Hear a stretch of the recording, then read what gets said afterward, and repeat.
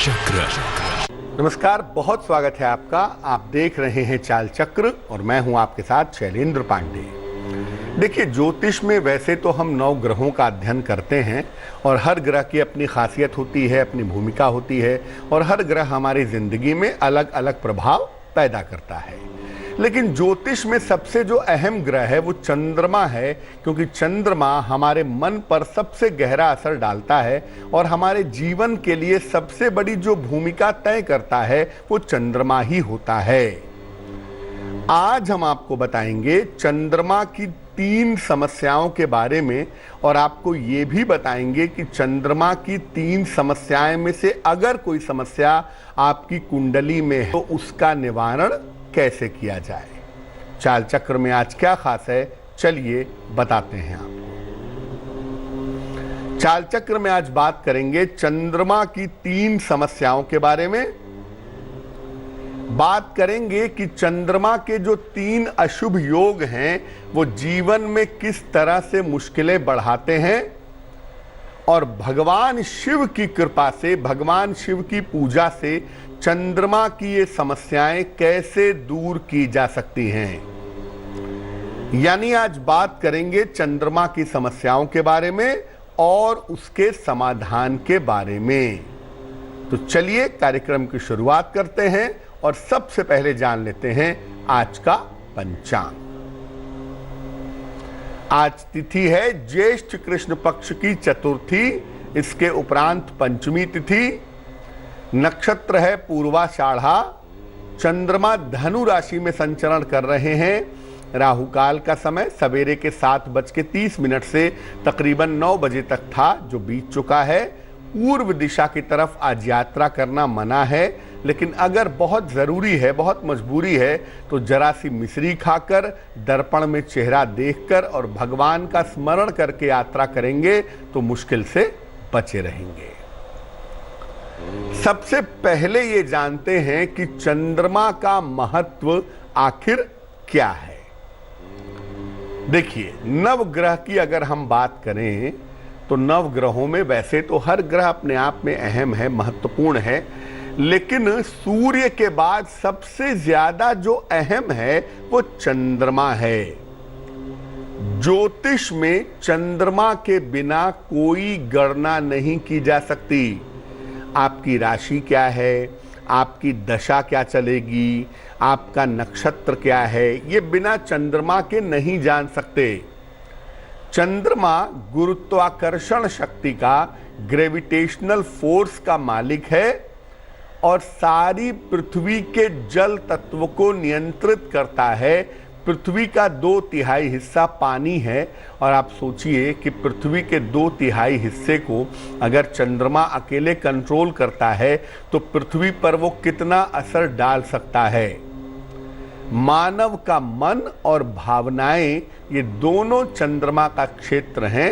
आपके मन की स्थिति कैसी है, आपके इमोशन की स्थिति कैसी है, ये बात चंद्रमा बता सकता है। चंद्रमा को नियंत्रित करके मानसिक स्थिति को उत्तम किया जा सकता है। यानी अगर आप चंद्रमा को कंट्रोल करें तो आप मेंटल लेवल को, मन स्थिति को भी बढ़िया बना पाएंगे। चंद्रमा को नियंत्रित करने के लिए सबसे आसान तरीका यह है कि भगवान शिव की आराधना करनी चाहिए। चंद्रमा के पीछे जो सत्ता है, जो शक्ति है, जो ताकत है, वो शिव हैं, याद रखिएगा। इसलिए अगर चंद्रमा प्रॉब्लमेटिक है, चंद्रमा अगर समस्या दे रहा है तो भगवान शिव की उपासना करना सबसे ज्यादा अच्छा होगा। चंद्रमा का संबंध पेट से, हृदय के रोग से, एसिडिटी, नींद, आलस्य, मानसिक स्थिति, फूल, सुगंध, चांदी, गन्ना, माता, जलीय यात्रा और शासन प्रशासन से होता है। लेकिन चंद्रमा के बारे में 2 बातें जाने रहिए। एक, जल तत्व और मन से संबंध रखता है और दूसरा आपकी माता वाले पार्ट को, आपके मां वाले पार्ट को भी चंद्रमा सीधे तौर से प्रभावित कर सकता है। अब चंद्रमा की पहली समस्या जानते हैं। चंद्रमा की पहली समस्या है केमद्रुम योग। केमद्रुम योग क्या है, इसका प्रभाव क्या है और इसका निवारण क्या है। देखिए, चंद्रमा अगर कुंडली में जिस खाने में बैठा हो, उस खाने के दोनों तरफ कोई ग्रह ना हो और चंद्रमा पर किसी ग्रह की दृष्टि ना हो, तो एक योग बनता है जिसे केमद्रुम योग कहा जाता है। ऐसी दशा में व्यक्ति को मानसिक रोग का या मानसिक पीड़ा का सामना करना पड़ता है।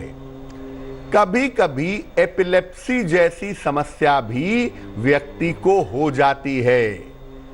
केमद्रुम योग होने पर व्यक्ति को दरिद्रता का सामना भी करना पड़ता है। कभी कभी व्यक्ति मानसिक रूप से भी परेशान होता है और धन को लेकर, पैसे को लेकर भी व्यक्ति बहुत ज्यादा परेशान हो जाता है। धन को लेकर के जीवन में बड़े सारे उतार चढ़ाव का सामना करना पड़ता है। कभी धन बहुत आता है, कभी धन बिल्कुल नहीं आता, यानी पैसे को लेकर के अप्स एंड डाउन्स का सामना करना पड़ता है। अब ये जानते हैं कि अगर केमद्रुम योग कुंडली में है तो क्या करना चाहिए। देखिए, पहले तो घबराइए नहीं। अगर समस्या है तो समाधान उसका जरूर मौजूद है। तो अगर कुंडली में केमद्रुम योग है और उसकी वजह से आपको परेशानी हो रही है तो क्या उपाय करेंगे। सोमवार प्रातः स्नान करके भगवान शिव के सामने बैठिए और फिर रुद्राक्ष की माला से ओम चंद्रशेखराय नमः, ओम चंद्रशेखराय नमः, इस मंत्र का 3 माला यानी 108 गुणे 3 बार इस मंत्र का जप कीजिए और भगवान शिव से प्रार्थना करिए कि केमद्रुम योग भंग हो जाए। ऐसा सोमवार के सोमवार करें, या आप चाहें तो एक नियम बना लें कि नित्य प्रातः 108 बार ओम चंद्रशेखराय नमः इस मंत्र का जप करें। आपका केमद्रुम योग निश्चित रूप से भंग हो जाएगा। चंद्रमा की दूसरी समस्या के बारे में जानते हैं। दूसरी समस्या चंद्रमा की है ग्रहण योग। क्या मामला है। देखिए, चंद्रमा जो है ये मन का स्वामी है और मन को प्रभावित भी करता है। मन माने चंद्रमा, जो मन के पार्टिकल्स होते हैं ना, हालांकि उस पर कभी चर्चा करेंगे कि मन का निर्माण कैसे होता है, लेकिन ये जानिए कि मन को ज्योतिष में जो नियंत्रित करता है वो चंद्रमा है। चंद्रमा जब दूषित होता है, देखिए चंद्रमा खराब होता है एक अलग बात है, चंद्रमा कमजोर है एक अलग बात है, चंद्रमा दूषित है ये एक अलग बात है। तो जब चंद्रमा दूषित होता है तो मन और मन की समस्याएं व्यक्ति को खूब परेशान करती हैं। चंद्रमा को सबसे ज्यादा दूषित करता है राहु। बिल्कुल वैसे ही जैसे भगोने के दूध में मक्खी पड़ जाए, आप दूध नहीं पी सकते, वैसे ही सबसे ज्यादा दूषित करता है राहु।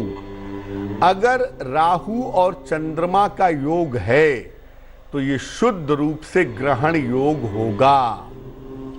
राहु की दृष्टि नहीं होती, इसलिए ये मत सोचिएगा कि राहु की दृष्टि चंद्रमा पर पड़ेगी तो क्या होगा। राहु के पास दृष्टि नहीं होती। महर्षि पराशर ने बहुत स्पष्ट कहा है बृहद पराशर होरा शास्त्र में कि राहु दृष्टिहीन है। तो राहु चंद्रमा अगर कुंडली में एक साथ हैं तो ये शुद्ध ग्रहण योग है। और अगर कुंडली में ऐसा है तो व्यक्ति को मन की और कल्पना की समस्याएं परेशान करती हैं। व्यक्ति मानसिक रूप से भी परेशान करता है और कल्पना में, इमेजिनेशन में चिंता कर करके भी परेशान होता है। क्या उपाय करना चाहिए। सोमवार को प्रातः काल, सोमवार को सुबह के समय भगवान शिव के सामने बैठिए और शिव जी का एक मंत्र है ओम आशुतोषाय नमः। ओम आशुतोषाय नमः इस मंत्र का जप कम से कम 1 माला करिए 108 बार। और इसके बाद अगर आप सोमवार को ही सफ़ेद चीज़ों का दान कर दें, जैसे चावल है, चीनी है, दूध है, इसका दान कर दें तो बड़ा अच्छा होगा। चंद्रमा की तीसरी समस्या है नीच का चंद्रमा, नीचस्थ चंद्रमा। ये क्या होता है भाई? ग्रहों की एक अवस्था होती है जिसमें ग्रह अलग अलग राशियों में बैठने पर या तो उच्च के हो जाते हैं या तो नीच के हो जाते हैं। चंद्रमा कब नीच का होता है? चंद्रमा जो है ये वृश्चिक राशि में नीच का हो जाता है। अगर कुंडली में चंद्रमा 8 नंबर में बैठा है तो चंद्रमा को नीच राशि का कहेंगे। ऐसी स्थिति में मन संवेदनशील हो जाता है, मन बड़ा सेंसिटिव हो जाता है।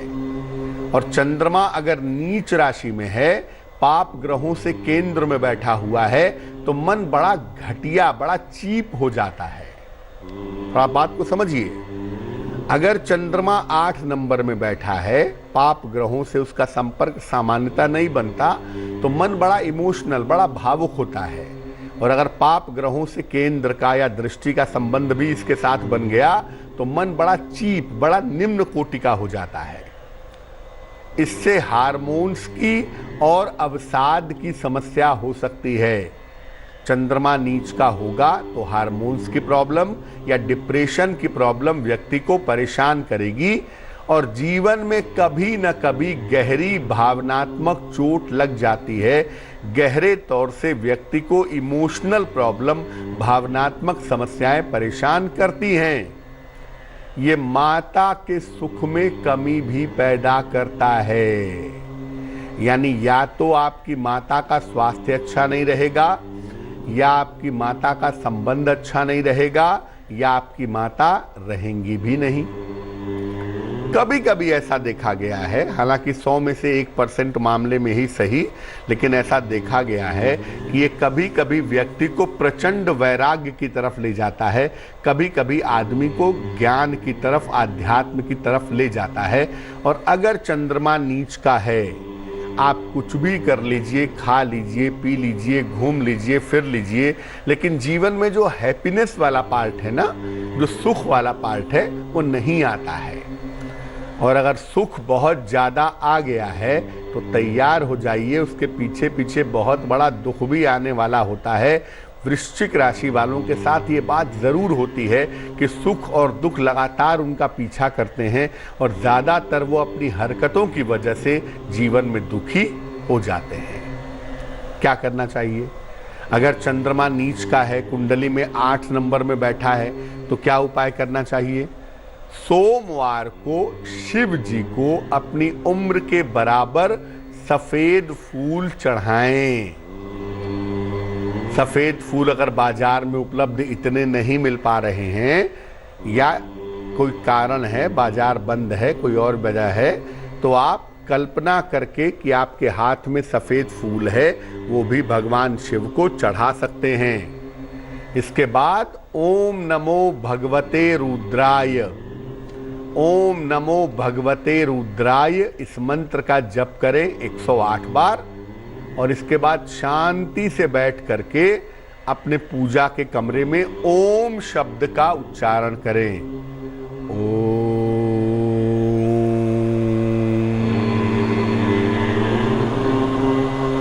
मतलब जितना समय तक आप गहरे तरीके से बैठ करके ओम का उच्चारण करेंगे, उतना ही ज्यादा आपको लाभ होगा, उतना ही ज्यादा आपको फायदा होगा। तो देखिए, चंद्रमा की 3 समस्या है, लेकिन एक बात आपको समझ में आ गई होगी कि हर समस्या के समाधान के लिए हम आपसे यही कह रहे हैं कि आप भगवान शिव की पूजा करिए। और ख़ास तौर से जो लोग शिव जी का ध्यान करते हैं या शिव जी की पूजा करते हैं, उन्हें चंद्रमा संबंधी समस्याएं सामान्यतः परेशान नहीं करती हैं। वक्त एक छोटे से ब्रेक का है, लेकिन ब्रेक पर जाने के पहले आपको ये बता देते हैं कि आज की जिज्ञासा क्या है। आज की जिज्ञासा ये है कि जब आप शिव जी की पूजा अकेले करते हैं तो उसका क्या मतलब है, और जब भगवान शिव की पूजा माँ पार्वती के साथ करते हैं तो इसका क्या मतलब है? शिव जी की पूजा अकेले करने में और माँ पार्वती के साथ करने में क्या अंतर है, इस विषय पर आगे बात करेंगे। तो इस महत्वपूर्ण जिज्ञासा का समाधान करेंगे एक छोटे से ब्रेक के बाद। भविष्यवाणी चाल चक्र। स्वागत है आपका ब्रेक के बाद। ब्रेक पर जाने के पहले हम आपको चंद्रमा की समस्याओं के बारे में और उसके समाधान के बारे में बता रहे थे। इस बीच एक दर्शक जुड़ रही हैं हमारे साथ, सोनिया हैं इंदौर से, उनसे बात करते हैं। सोनिया बताइए। हाँ पंडित जी, मेरे को लड़की के बारे में पूछना, हमारी बेटी के बारे में। हाँ, डेट ऑफ बर्थ बताइए बेटी की अपने। उसका 18/10/2007। समय बताइए। दिन में 12:50। कहाँ पे जन्म हुआ है? उज्जैन में। उज्जैन में। पूछिए क्या सवाल है? ये इसका मतलब इसकी तबीयत के बारे में पूछना है, और मतलब ये मांगलिक है क्या पंडित जी, और मतलब जैसे इसका जीवन कैसा रहेगा, मतलब इसके भविष्य का। कुंडली इनकी धनु लग्न की बनती है, राशि भी इनकी धनु है, लग्न भी धनु, राशि भी धनु, और सप्तम भाव में मंगल बैठा है। बिल्कुल कुंडली मांगलिक है। विवाह के निर्णय सोच समझ के लेने होंगे। और जहां तक देखो भविष्य का प्रश्न है, भविष्य लड़की का उज्जवल है, जीवन में तरक्की कर सकती है। इसको मेडिकल के सेक्टर में यानी चिकित्सा के क्षेत्र में या शिक्षा के क्षेत्र में करियर के लिए आप डाल सकती हैं, करियर में सफलता मिलेगी।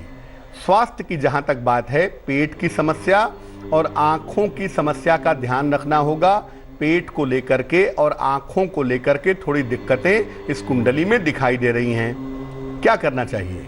देखिए, अपनी बेटी को आप कहिए कि नित्य प्रातः सूर्य भगवान को वो जल चढ़ाए और एक आदत डलवाइए उससे कि सुबह दोपहर शाम जब भी उसको मौका मिले एक बार अगर हनुमान चालीसा का पाठ करे तो इसके लिए बहुत अच्छा रहेगा। वक्त फिर से एक छोटे से ब्रेक का हो गया है और ब्रेक के बाद वापस आएंगे तो बात आपके राशियों की करेंगे, आपके सवाल का जवाब देंगे और समाधान करेंगे आपकी जिज्ञासा का। चाल चक्र। स्वागत है आपका ब्रेक के बाद। ब्रेक पर जाने के पहले हम आपके सवालों के जवाब भी दे रहे थे और आपको ये बता रहे थे कि चंद्रमा की समस्याएं कौन सी हैं और उसका समाधान क्या है। बात अब आपके राशियों की करेंगे, आपके सवाल का जवाब भी देंगे, लेकिन उसके पहले स्वस्थ रहने के सरल उपाय निरोगी भव में। अगर आप अपनी त्वचा को, स्किन को अच्छा रखना चाहते हैं तो रोज ज्यादा से ज्यादा पानी पीजिए। नॉर्मल पानी, न ठंडा हो न गर्म हो, और कॉस्मेटिक्स का, सौंदर्य प्रसाधन का प्रयोग कम से कम करिए तो आपके त्वचा की समस्या दूर हो जाएगी। चलिए राशियों के सिलसिले की शुरुआत करते हैं और सबसे पहले जानते हैं मेष राशि का हाल। मेष राशि, आर्थिक मजबूती आएगी, संपत्ति का लाभ होगा, अहंकार से बचाव करें। शुभ रंग नीला और भाग्य होगा 75%। वृष राशि, स्वास्थ्य का ध्यान रखें, व्यर्थ की चिंता न करें, परिवार का सहयोग प्राप्त होगा। शुभ रंग भूरा और भाग्य होगा 60%। मिथुन राशि, व्यस्तता बढ़ी रहेगी, कर्ज का लेन देन न करें, खान पान का ध्यान रखें। शुभ रंग हरा और भाग्य होगा 70%। कर्क राशि, जीवन साथी के साथ विवादों से बचें, वाणी पर नियंत्रण रखें, करियर की स्थिति आपकी ठीक रहेगी। शुभ रंग फिरोजी और भाग्य साथ निभाएगा 65%। सिंह राशि, संतान से सुख मिलेगा, नौकरी में आपके प्रमोशंस होंगे, धन लाभ के योग बने हुए हैं। शुभ रंग ग्रे और भाग्य होगा 75%। कन्या राशि, खान पान का ख्याल रखें, व्यर्थ के वाद विवाद ना करें, भगवान शिव की उपासना करें। शुभ रंग लाल और भाग्य होगा 60%। तुला राशि, धन की स्थिति ठीक रहेगी, स्वास्थ्य का ध्यान बनाए रखें, दौड़ भाग से बचाव करें। शुभ रंग गुलाबी और भाग्य होगा 70%। वृश्चिक राशि, आर्थिक लाभ के योग हैं, करियर की स्थिति उत्तम रहेगी, किसी मित्र की जिम्मेदारी निभानी पड़ेगी। शुभ रंग सफेद और भाग्य होगा 80%। धनु राशि, रुका हुआ धन मिलेगा, करियर की स्थिति ठीक रहेगी, परिवार में शांति बनी रहेगी। शुभ रंग धानी और भाग्य होगा 90%। मकर राशि, स्वास्थ्य का ध्यान बनाए रखें, धन खर्च पर थोड़ा ध्यान दें, भगवान शिव की उपासना करें। शुभ रंग पीला और भाग्य होगा 60%। कुंभ राशि, शिक्षा प्रतियोगिता में सफलता मिलेगी, परिवार में शांति रहेगी, करियर की स्थिति ठीक रहेगी। शुभ रंग नीला और भाग्य होगा 70%। मीन राशि, करियर की स्थिति ठीक रहेगी, सेहत में सुधार होगा, धन की स्थितियां भी अच्छी रहेंगी। शुभ रंग आसमानी और भाग्य साथ निभाएगा 80%। एक दर्शक जुड़ रही हैं, खुशबू हैं हमारे साथ जयपुर से, उनसे बात करते हैं। खुशबू बताइए। हाँ सर, नमस्ते जी नमस्कार।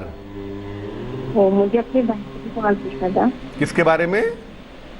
अपने छोटे भाई के लिए। बहन के लिए। डेट ऑफ बर्थ बताइए बहन की। 16 नवंबर 2002। 16 नवंबर 2002। 2002। हाँ। समय? रात के 8:43। कहाँ पे जन्म हुआ है? सांभर लेक। सांभर। पूछिए क्या सवाल है? सर मेरा भाई क्या छोटे छोटे बातों की चिंता करता है, तनाव होता है कि इसकी आयु कितनी होगी। ये आपके भाई हैं? हाँ जी सर। अच्छा, देखो आपके भाई की कुंडली बनती है मिथुन लग्न की, राशि बनती है मीन, महादशा इस समय शुक्र की है और अंतरदशा भी शुक्र की चल रही है। चंद्रमा जो है ना इस कुंडली में एक तो 10वें खाने में बैठा है, अग्नि के इलाके में है, कमजोर है थोड़ा, और दूसरा शनि से आस्पेक्टेड भी है, शनि की दृष्टि भी पड़ रही है चंद्र के ऊपर, तो मानसिक चिंता करने की, तनाव पालने की, डिप्रेशन की संभावना कुंडली में थोड़ी बनती है। इनके मन वाले पार्ट को ठीक करना होगा क्योंकि मानसिक रूप से कुंडली थोड़ी कमजोर है। तो एक इनको ओपल पहना दिया जाए, 10-12 रत्ती का ओपल चांदी के लॉकेट में काले धागे में, शुक्रवार की शाम को इनको ओपल पहनाया जाए, और चाहे तो ये खुद, नहीं तो इनकी माता जी इनके लिए नित्य प्रातः 108 बार ओम नमः शिवाय का जप करें तो उससे इनको लाभ होगा। एक दर्शक जुड़ रही हैं, मधु हैं हमारे साथ कानपुर से, उनसे बात करते हैं। मधु बताइए। प्रणाम पंडित जी। नमस्कार, बताइए। पंडित जी, मैं अपनी बेटी के बारे में पूछना चाहती हूँ। उसकी डेट ऑफ बर्थ है 2 सितंबर 1989। उसका ब्राह्मण, हम लोग ब्राह्मण है, तो ब्राह्मण वर्ण की लड़की के साथ विवाह कब तक होगा? समय बताइए। प्रातः 7:20। और कहाँ पे जन्म हुआ है? कानपुर में। कुंडली जो आपकी बिटिया की बनती है हमारे पास, इस कुंडली के हिसाब से इनका विवाह इनकी अपनी इच्छा से होगा, किसी जाने पहचाने लड़के के साथ। कन्या लग्न है, कन्या राशि है, और ज्योतिष के हिसाब से 2021 में मार्च के बाद, 2021 के मार्च से लेकर के नवंबर के बीच में इनका विवाह होगा, इनकी अपनी इच्छा के अनुसार किसी जाने पहचाने लड़के के साथ। दूसरी बात यह है कि लोग हो सकता है आपसे कहते हों कि कुंडली मांगलिक है, लेकिन मैं आपको बता दूं कि आपकी बिटिया का मंगल अस्त हो गया है, इसलिए कुंडली में मंगल दोष नहीं बनता। और तीसरी बात यह है कि इनका वैवाहिक जीवन अच्छा होगा, उसमें चिंता करने की आवश्यकता नहीं है। इनका विवाह जल्दी हो, अच्छा हो, सुखद हो, इसके लिए इनको एक ओपल पहना दीजिएगा। 10-12 रत्ती का ओपल चांदी की अंगूठी में, दाहिने हाथ की तर्जनी उंगली में, शुक्रवार की शाम को ओपल पहनाने से लाभ होगा। चलिए अब बात कर लेते हैं उनकी जिनका है आज जन्मदिन। जिन लोगों का जन्मदिन है उन्हें हम सब की तरफ से जन्मदिन की हार्दिक शुभकामनाएं। आने वाले साल में आर्थिक स्थिति, फाइनेंशियल कंडीशन आपकी बहुत अच्छी रहेगी। आपके तमाम रुके हुए काम पूरे होंगे। करियर में आपको विशेष फायदा होगा, लेकिन स्वास्थ्य का, खास तौर से चोट चपेट का आपको इस साल में ध्यान रखना होगा। क्या करना चाहिए? पूरे साल भर भगवान शिव की उपासना करें। नमः शिवाय इस मंत्र का पूरे साल जप करें, आपके लिए अच्छा होगा। चलिए अब जान लेते हैं आज की जिज्ञासा क्या है। शिव जी की उपासना जब आप अकेले करते हैं तो उसका मतलब क्या है, और शिव जी की उपासना जब मां पार्वती के साथ करते हैं तो उसका मतलब क्या है? देखिए, भगवान शिव की उपासना अकेले की जाती है गुरु के रूप में। अगर आप गुरु के रूप में पूजा करना चाहते हैं तो अकेले भगवान शिव की पूजा करें। मां पार्वती के साथ भगवान शिव की उपासना की जाती है भगवान के रूप में, और शिव परिवार के साथ शिव जी की उपासना की जाती है एक गृहस्थ के रूप में, या बहुत प्रिय अगर आपके हैं, आपके इष्ट देव हैं तो उनके रूप में। लेकिन शिव जी की उपासना सर्वोत्तम होती है अकेले करना, क्योंकि गुरु रूप में शिव की पूजा सर्वोत्तम मानी जाती है। चलिए अब जान लेते हैं आज का शुभ पहर क्या है। आज का शुभ पहर है शाम को 6 बजे से 7:30 तक। इस समय में भगवान शिव को सफेद फूल अर्पित करें। स्वास्थ्य की समस्याओं में निश्चित रूप से सुधार होगा, लेकिन करेंगे ये उपाय शुभ पहर में ही। और उसका समय फिर से नोट करें, शाम को 6 बजे से 7:30 के बीच में। तो आज के लिए चाल चक्र में बस इतना ही। स्वस्थ रहिए, प्रसन्न रहिए, अपना बहुत ख्याल रखिए। मुझे दीजिए इजाजत, और आगे जरूर देखिएगा रिश्तों की कहानी संजय सिन्हा के साथ। नमस्कार। लेटेस्ट खबरों के लिए यूं ही देखते रहिए तेज, और इस वीडियो के पसंद आने पर लाइक, शेयर एंड सब्सक्राइब करना ना भूलें।